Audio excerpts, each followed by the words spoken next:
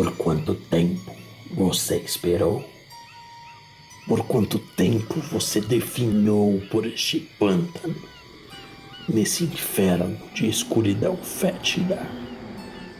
Por quanto tempo você escutou os chamados noturnos do canto das aves? Por quanto tempo você observou o jogo de vida e morte, predador e vítima?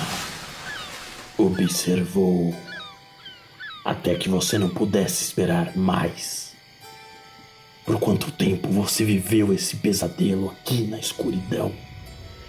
Viveu por tanto tempo que você quase esqueceu.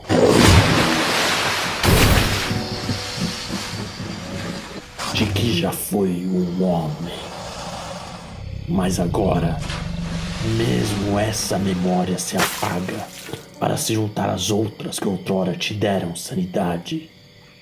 Agora, você nem tenta mais gritar sua frustração. Agora, à medida em que você respira e vive, o restante de sua humanidade deixa você. E você se torna verdadeiramente o Homem-Coisa.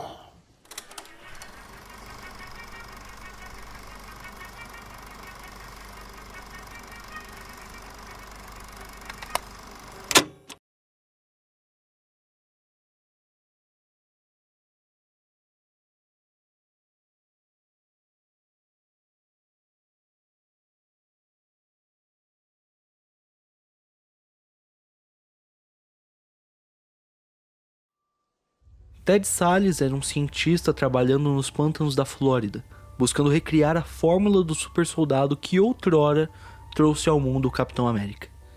Ele amava uma mulher chamada Ellen, e por ela foi traído. E por muito pouco consegue fugir com a fórmula. Sabendo que não conseguirá ir muito longe, ele injeta a fórmula em si mesmo e acaba sofrendo um acidente, caindo no pântano.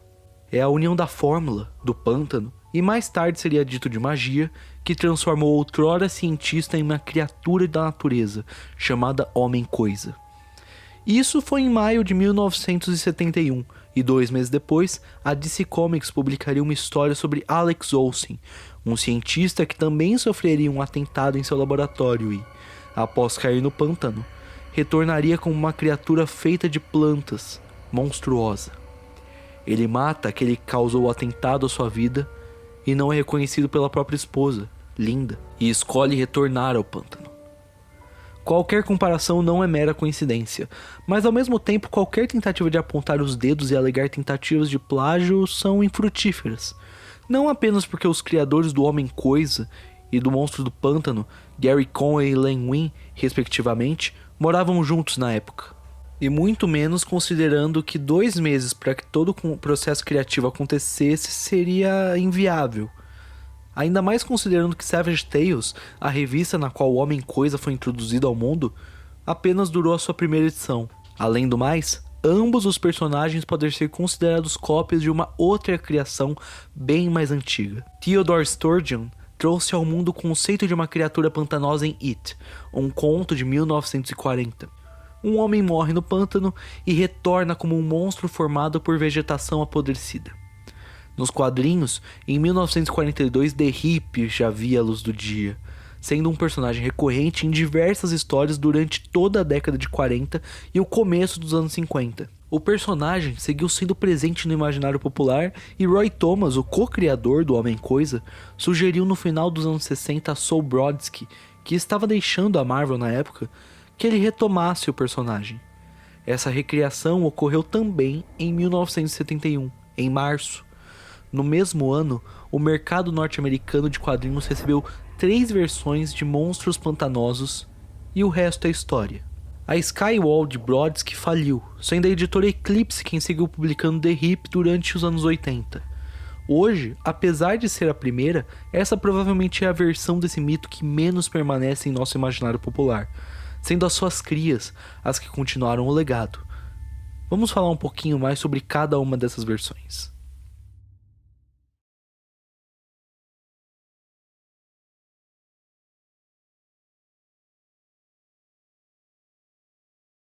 No início, a origem do monstro do pântano pouco diferia tanto de The Hip quanto do próprio Homem-Coisa.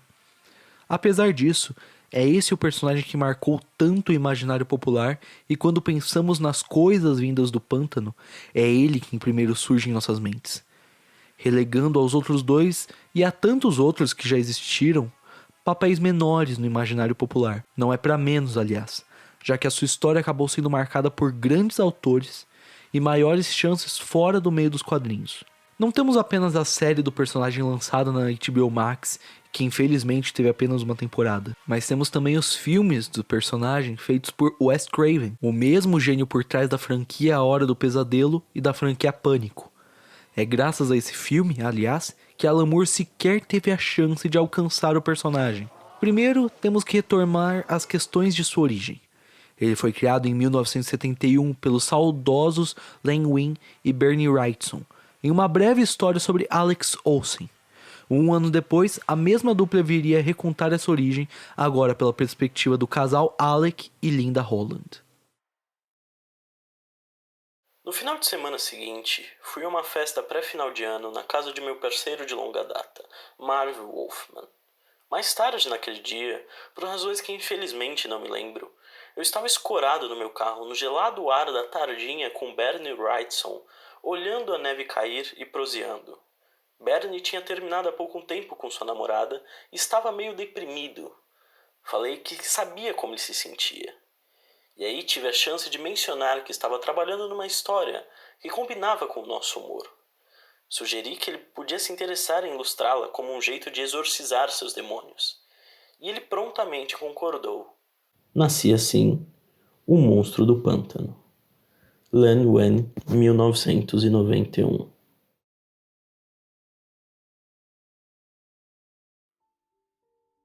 O cientista trabalhava em uma fórmula biorrestauradora e uma organização chamada de Conclave, que causa o acidente onde Linda morre e Alec Holland acaba caindo no pântano, se transformando na criatura.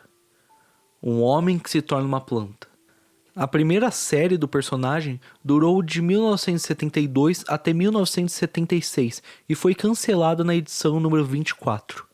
As histórias aqui apresentam quase todos os principais elementos que viriam a se tornar parte dos personagens. Vilões como o Mago Arcane, os coadjuvantes Matt Cable e Abby Arcane, a relação do personagem consigo mesmo e sua constante reflexão quanto à sua existência trazem elementos que começam a diferenciá-lo da maneira como os demais pantanosos foram tratados. Com uma forte pegada existencialista que tenderia a crescer, o Monstro do Pântano ainda não teve o sucesso necessário. Foram 5 anos sem uma série própria e com eventuais participações para que o personagem retomasse os holofotes, dessa vez graças ao filme de 1982.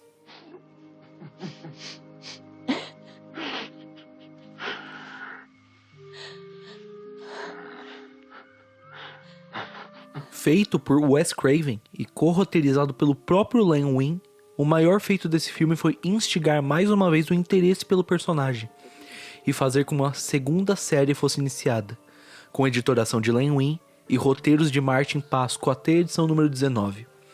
Essas edições todas reiteram os temas da primeira série e mantêm o existencialismo do personagem como uma de suas questões. Questões essas que seriam levadas a partir da entrada de um novato, Alan Moore, na edição de número 20. Alan Moore decidiu fechar em sua primeira edição todas as brechas do personagem e começar de um novo ponto. Ainda que seus mitos se mantivessem, uma importante descoberta alterou a forma como o Monstro do Pântano seria trabalhado por ele e por todos os outros roteiristas que viessem depois. É em Lição de Anatomia que o Homem Florônico tem a chance de estudar o corpo do pantanoso e derruba a teoria que foi mantida durante toda a série desde a criação do personagem. O Monstro do Pântano nunca foi Alec Holland. Alec Holland está morto. Ele é, na verdade, uma planta. Uma planta que acredita, ou acreditava, ser um homem.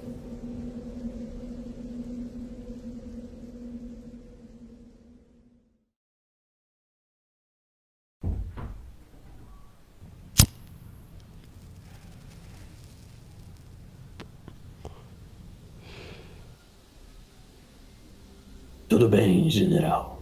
Tudo bem. Vamos falar sobre Alec Holland. Vamos falar sobre o seu acidente. Imagine ele retomando consciência em sua cabine naquela noite. Há alguma coisa presa debaixo da bancada. E muito apreensivo, ele se aproxima. É dinamite. 5 pauzinhos de dinamite. Ele deve estar a uns 45 centímetros de distância quando explode. Os efeitos combinados da explosão e dos reflexos musculares em suas pernas o ejetam pela porta e em direção ao pântano. Mas Alec Holland já está morto. Seu corpo vai pelo pântano junto da fórmula e uma vez lá se decompõe. Um pântano como aquele estaria cheio de micro-organismos. Não demoraria muito, general. Mas e quanto às plantas no pântano? As plantas que foram alteradas pela fórmula biorrestauradora. As plantas que em sua fome estão ocupadas ingerindo os restos mortais de Alec Holland. Essas plantas comem ele. Elas comem ele como se ele fosse um plateuminto, ou um sábio canibal, ou um gênio em centeio. Eles comem ele e se infectam por uma poderosa consciência que não percebe não estar mais viva. Imagine aquela confusa inteligência, general, possivelmente com a mais vaga noção de si, tentando fazer sentido sobre esse novo ambiente, gradualmente transformando as células vegetais onde vive em uma forma que seja mais confortável. Ele se lembra de ter ossos, então faz para si um esqueleto de madeira.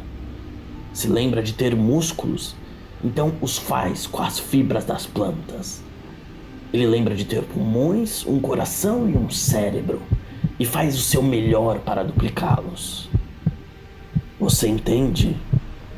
Nós estávamos errados, general. Nós pensávamos que o monstro do pântano era Alec Holland, de alguma forma transformado em uma planta. Mas não. Era uma planta que pensava ser Alec Holland. Uma planta que estava fazendo o seu melhor para ser Alec Holland.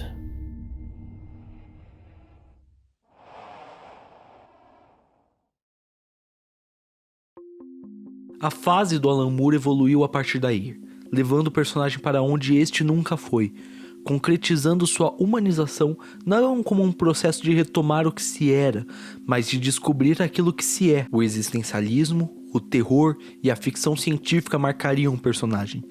Ele se apaixonaria e ele se tornaria por completo uma planta. Ele descobriria fazer parte de todo um aspecto da existência e as histórias tornariam um fortíssimo rumo no terror ecológico e em temas que hoje não são tão imediatos. E a dor e a busca pela própria identidade jamais deixariam o personagem, sendo o questionamento do si sua maior marca enquanto protagonista. O mesmo, porém, não pode ser dito quanto ao Homem-Coisa.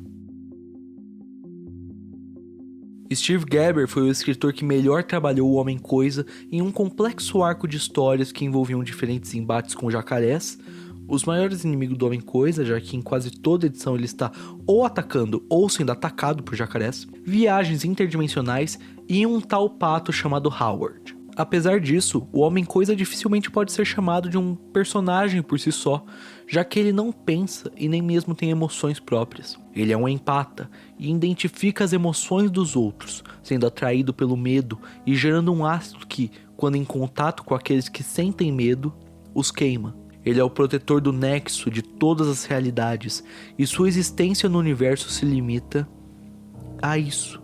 Por mais histórias que tivesse, o sentimento que fica é de que o Homem-Coisa está limitado àquilo que o torna especial, o seu vazio.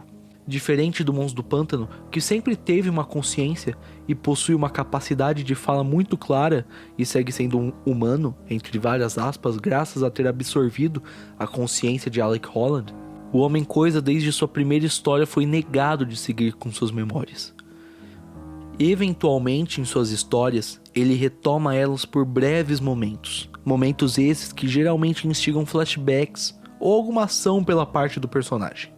E isso tem um forte potencial de se tornar repetitivo para alguns leitores, sim, mas também demonstra muito bem o ciclo perpétuo no qual este está preso. Ele é um protetor, mas para isso ele precisa ser incapaz de sentir, pensar, falar e ter qualquer tipo de comunicação com outrem. O homem-coisa é uma prisão e, portanto, essa dor expressa bem o personagem.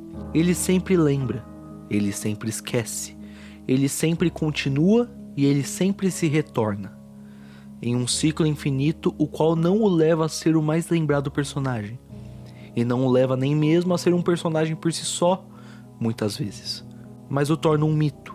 Uma representação sincera de um monstro que é a prisão de um homem e que, por isso, não consegue nem mesmo se lembrar já ter sido um homem.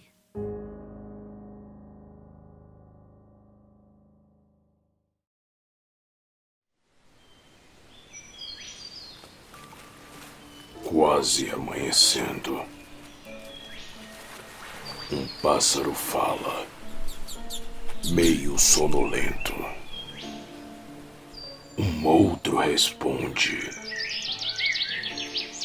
Logo, todos os pássaros estão falando, contando, um para o outro, seus sonhos. Por quê? Porque eu, um dia, deixei este lugar. Quero andar por aqui para sempre. Quero lutar com os jacarés, me virando sem parar na lama. Quero viver, crescer, me erguer.